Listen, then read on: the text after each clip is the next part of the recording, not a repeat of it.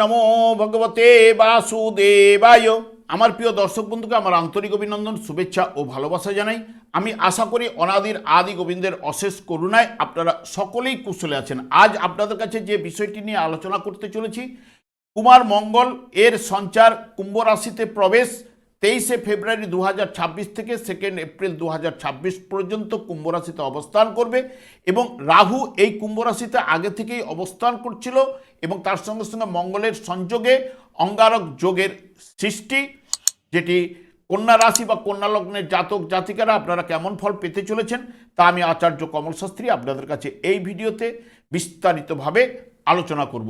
দেখুন, যেহেতু কন্যা রাশির ঠিক ষষ্ঠভাবে এই মঙ্গল রাহুর যোগ সৃষ্টি হচ্ছে এবং যেটি রাশিচক্রের বিশেষ করে এই কুম্ভ রাশিটি একাদশ ভাব, যেটি আমরা সফলতার ভাব বলে থাকি এবং কৃতকার্যতার ভাব বলে থাকি এবং অভীষ্ট পূরণের ভাব বলে থাকি, যেটি আপনাদের ক্ষেত্রে ষষ্ঠভাবে হলেও রাহু হচ্ছে বায়ুকারক গ্রহ এবং এই বায়ু রাশিতে আসীন হবে এবং যা শনিদেবের ঘরে অবস্থান করা, আগে শনিদেবের হয়ে ফল প্রদান করবে, তার সঙ্গে সঙ্গে এতগুলি গ্রহের সংযোগে তাদের যুক্ত অবস্থায় কিন্তু রাহু কিন্তু ফল প্রদান করবে।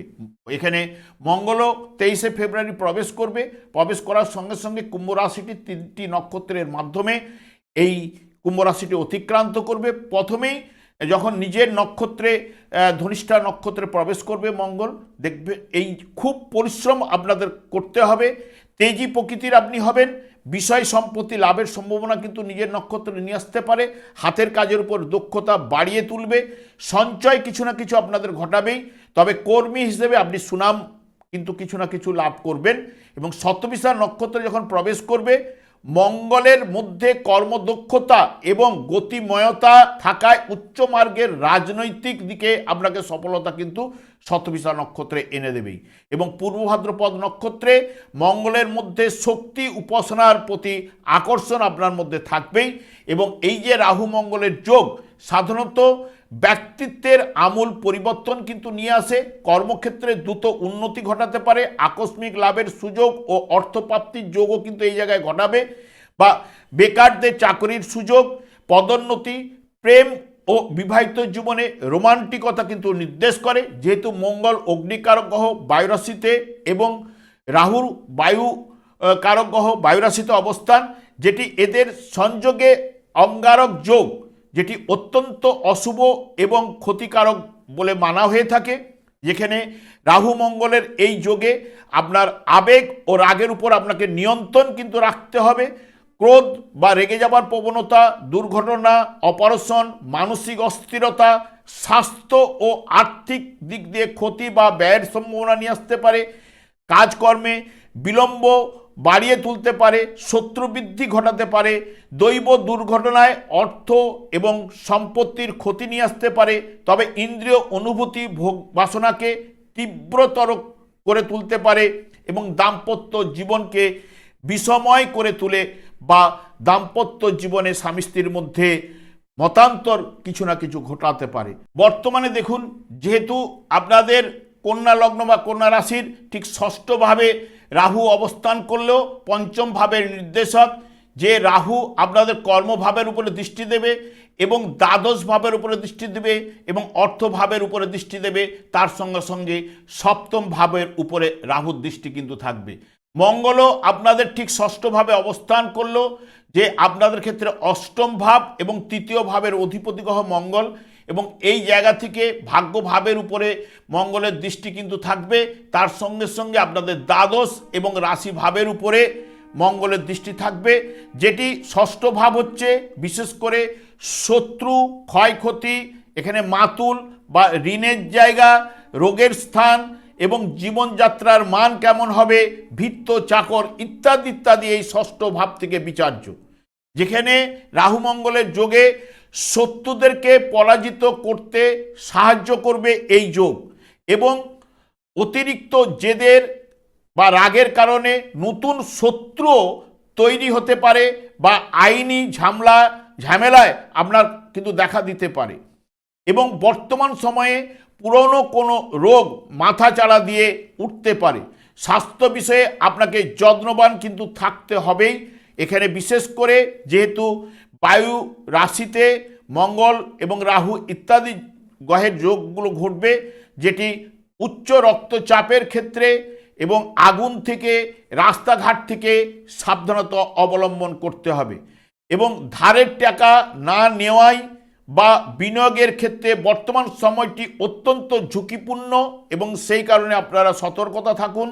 প্রতিযোগিতামূলক পরীক্ষার ক্ষেত্রে আপনি কিন্তু সাফল্য পাওয়ার সম্ভাবনা থাকলেও আপনাকে কিন্তু প্রচুর পরিশ্রম করতেই হবে। চাকুরি ক্ষেত্রে সহকর্মীদের সাথে মতবিরোধ বা মতান্তরে আপনাকে পড়তে হতে পারে। এই যোগ মেজাজ খিটখিটে এবং জেদ ও রাগকে বাড়িয়ে তুলতে পারে।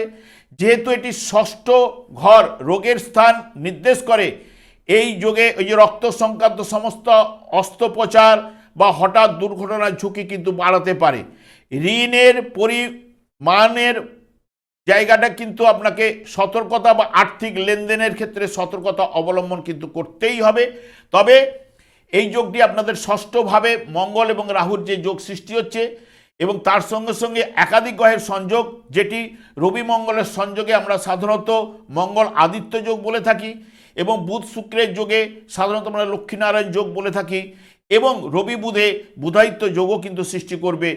এখানে বুধায়িত্ব যোগের সৃষ্টি ফল পাওয়া যায় না, তবে এখানে শুক্র নৈসর্গিক শুভকারক গ্রহ এই জায়গায় আপনাদের অবস্থান করলেও বৃহস্পতির দৃষ্টিও কিন্তু এই ভাবের উপরে, ষষ্ঠ ভাবের উপরে আপনাদের থাকছে। হয়তো বড় ধরনের কিছু ঘটনা নাও ঘটলেও যাদের জন্মকালীন যদি রাহু এবং মঙ্গল একই রাশিতে অবস্থান করে বা রাহুর সপ্তমে মঙ্গল, মঙ্গলের সপ্তমে যদি রাহু অবস্থান করে, যার ক্ষেত্রে দুর্বল পীড়িত থাকলে তার ক্ষেত্রে অশুভ প্রভাবটা কিন্তু বাড়িয়ে তুলতে পারে। এবং এই জায়গায় সূর্যগ্রহণ এবং চন্দ্রগ্রহণ তাও কিন্তু ঘটবে, দুটি গ্রহণও ঘটবে। এবং ষষ্ঠ ভাব যে এটা উপচয় স্থানে সবাই কিন্তু শুভ ফল প্রদান করলো, যেহেতু একাধিক গ্রহের সংযোগে অনেকের ক্ষেত্রে শুভ প্রভাব কিন্তু বিস্তার করে, অনেকের ক্ষেত্রে অশুভ প্রভাব কিন্তু নিয়ে আসতে পারে।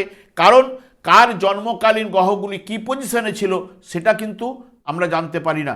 সেই কারণে এই মাসের ক্ষেত্রে যেহেতু এই যে অঙ্গারক যোগ সৃষ্টি হচ্ছে, যেটি শুভ ফল সাধারণত নিয়ে আসতে পারে না, মিশ্র ফল কিছু না কিছু প্রদান করতে পারে। এবং সেই কারণে যতটা পারবেন সতর্কতা, যারা গাড়ি চালান বিশেষ করে তারাও কিন্তু সতর্কতা অবলম্বন করে কিন্তু চললে আপনাদের ক্ষেত্রেই কিন্তু ভালো প্রভাব কিন্তু উঠে আসতে পারে। আমি আর দীর্ঘায়িত না করে আমি আচার্য কমল শাস্ত্রী প্রত্যেক বুধবার এবং শুক্রবার সন্ধ্যে 8:30 এই ইউটিউব চ্যানেলে কিন্তু লাইভ অনুষ্ঠান নিয়ে উপস্থিত হই।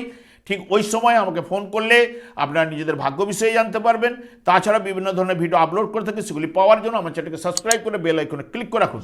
যখন আমি লাইভ অনুষ্ঠান বা যে কোনো ভিডিও আপলোড করলে আপনাদের নোটিফিকেশন পৌঁছে যাবে। আমি অনাদি আদি গোবিন্দের কাছে প্রার্থনা করি আপনারা ভালো থাকুন, সুস্থ থাকুন, আনন্দ থাকুন। আজ এই পর্যন্ত, পরে ভিডিও দেখা হচ্ছে। নমস্কার।